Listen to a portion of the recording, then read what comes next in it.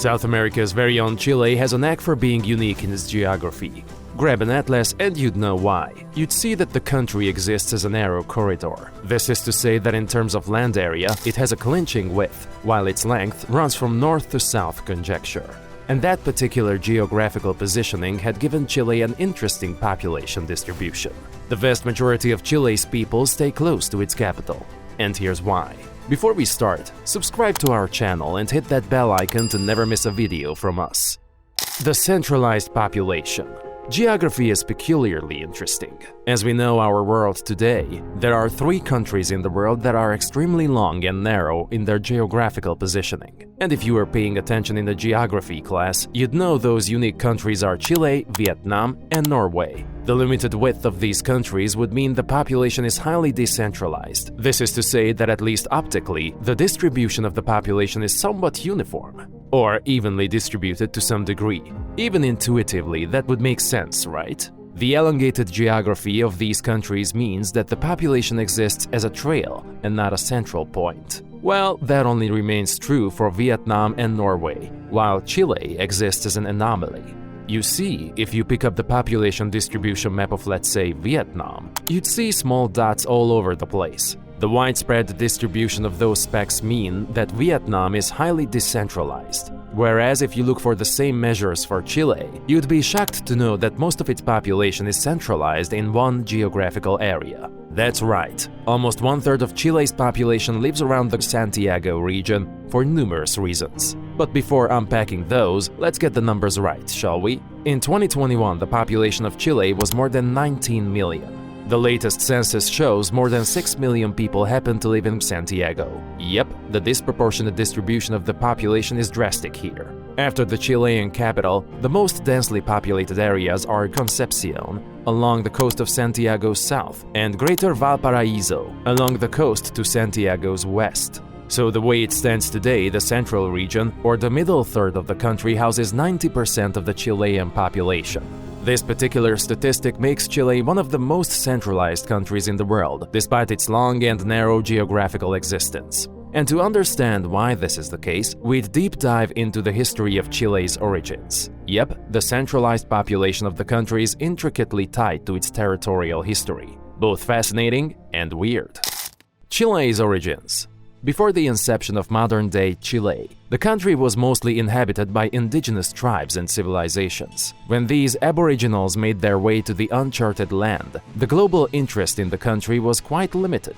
That, of course, changed readily when Spanish conquistadors made it to Chile. Yet in pre-colonial times, there were 2 indigenous tribes that had densely populated the land. The present-day northern Chile was occupied by the Incan Empire, who had controlled the terrain for a century before their encounter with the colonizers. The Incan people were always at odds with the Mapuche tribe that had occupied the southern part of Chile. Years later, and after some serious struggle, the indigenous tribes lost the Great War against Spanish colonizers who would establish an empire of their own.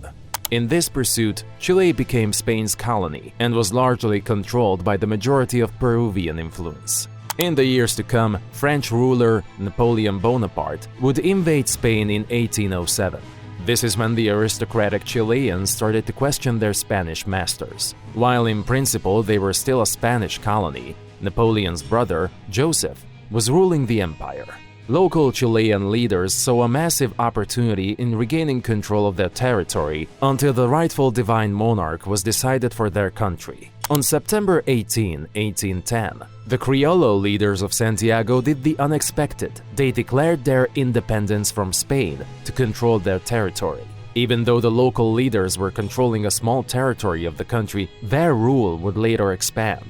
In 1826, Chilean natives took control of Chiloé, and in 1843, they acquired the Magallanes region in the south. One massive impasse in the expansion of Chile was the deadly, long-drawn war between Argentina and the indigenous tribes, known as the Conquest of the Desert. By the mid-1800s, modern-day Chile was effectively split into 2 parts. While Santiago and the Chilean southern tip were controlled by the natives, the central part of the country was under Argentinian control. The conflict continued till 1881, before Chile and Argentina signed Tratado de Límites of 1881.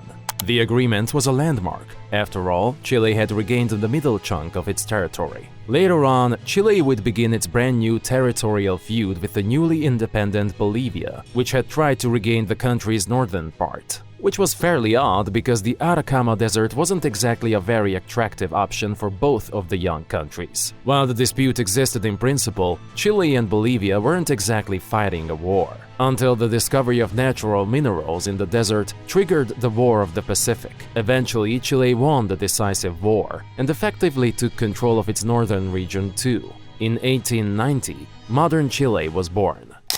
The extreme north and south. So, there you go. The historical precedence here is striking. For decades, the population of the country was centralized around its capital because of necessity. The territorial disputes had limited the Chilean population to Santiago. But of course, there are some other reasons too. You see, the north-south longevity of Chile gives the country its unique variation in climate. Starting from the infamous Atacama Desert in the north, the country is extremely dry and inhabitable. Practically, there's no rainfall in that particular region. In the extreme south, the climate is pretty harsh and cold. Now, what is really interesting is that other than being the polar ends of climate variability, these two regions are Chile's very own natural resource frontiers. The deserted area is single-handedly responsible for Chile's mineral boom of the 20th century. Rich in minerals like nitrates, borax, and copper, this particular region is the backbone of locally grown industries in Chile. The south is equally important, if not more. That particular region happens to be rich in oil and natural gas. You see, these two extremes are naturally suited for more sparse populations and industrial towns. Not to mention, Santiago just looks lucrative in comparison. The Chilean capital has that favorable Mediterranean climate that gives you long, warm summers and partly cloudy winters. And honestly, who wouldn't love that? There is a reason why people want to vacation in the south of France, Italy, Greece, Portugal, Turkey, and even southern Spain. These regions boast a perfect Mediterranean climate with a dash of hilly landscape, just like Santiago. So, of course, every Chilean strives to live through the more bearable weather. The mountainous border. But keeping climate aside, the biggest issue with Chile is its inaccessible land. So, as the modern order of the world goes, more and more countries are optimizing their land to cater to growing populations and industrialization. One of the biggest dilemmas surrounding climate change is the removal of natural landscapes to create urban centers. For better or worse, Chile can't do that. This is because the country exists under the umbrella of the mighty Andes that has rendered most of Chile mountainous. To put it in numbers, 80% of the country is just rocky, mountainous terrain. And such conditions mean that the land area for Chile's growing population is actually quite restricted. The population density in such regions is extremely low. Not to mention, the government hasn't taken a key interest in exploring the habitability of such harsh terrains. So, in the case of unprecedented growth in population, it's uncertain how Chile deals with new plans for urbanization. As we see it today, the Andes provide a natural border to the country as well. Its mighty spread of the mountainous range and its neighboring infinite ocean have rendered Chile a narrow corridor. The Santiago Dream. Naturally, Santiago seems like the best option for residents because the city has now established itself as the hub of social mobility and dreams. After the unprecedented growth in the Chilean economy in the 1990s, the capital city emerged as a bustling land of economic opportunities. Even with the recent trend of inward migration in Santiago, it's obvious that people are opting for the city for more lucrative employment options. The charm of living in the capital city is also facilitated by the state support. You see, the geographical positioning of the country means that it's vulnerable to water-related natural disasters. Owing to the external pressure of the Nazca Plate, the South American coast is generally quite vulnerable to immense destruction. Chile's turbulent history with tsunamis can testify to that. Since Santiago is away from the coastline, its economic capacities are hardly ever compromised.